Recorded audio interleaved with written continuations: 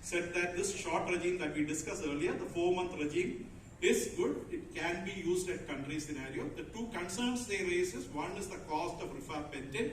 This is a costly drug as of now. And the second concern is that moxifloxacin is a drug that we use for pneumonias and other conditions. So drug, stewardship would be needed if you use that particular regime.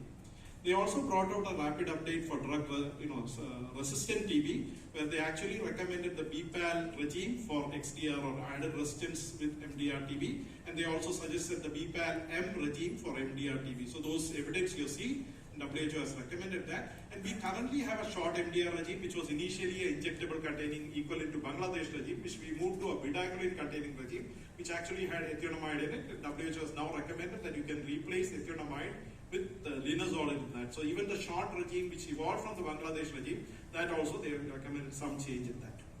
Now when our country does it, how can we do it? So this is being discussed at national level. This is not policy. I'm just discussing with you what was discussed at national level. So the possibilities are that when we go for drug susceptible TB, if you want the 4-month regime, if you want to reduce the regime, then you go with those TB patients in whom you don't have rifampicin resistance on your rapid test as the gene expert, and then you also need a first line LPA, second line LPA to give you fast results, or you need a gene expert XDR cartridge which will also give you the added resistance very fast. So if you have all those results available, then you might have patients with no INH resistance, no rifampicin resistance, no fluoroquinolone resistance. In that group, you can give the 4-month regime. Now you might have people in India, fluoroquinolone resistance is common, so they may not have any INH or rifampicin resistance, but they may have a fluoroquinolone resistance. So there your 4-month regime will not apply. You will have to give the conventional 6-month regime. And then you might have people in whom INH resistance will be detected, which will be around to the tune of 13% in India. So when that happens, obviously you will have to give a different regime altogether.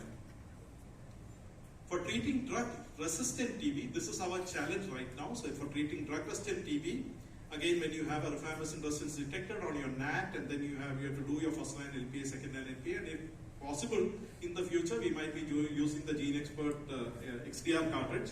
So in that case, if there is no fluoroquinolone resistance, you will go with the BPAL-M regime, and and then if you have a fluoroquinolone resistance detected, you will go with the BPAL regime as WHO recommends. It's a bit silly when you look at it, that when you have more resistance, you are using a smaller regime, and when you have no resistance, you are actually using a bigger regime. I asked this in the national committee, but that is how the evidence goes, and they always go with the evidence. So it's a bit funny there.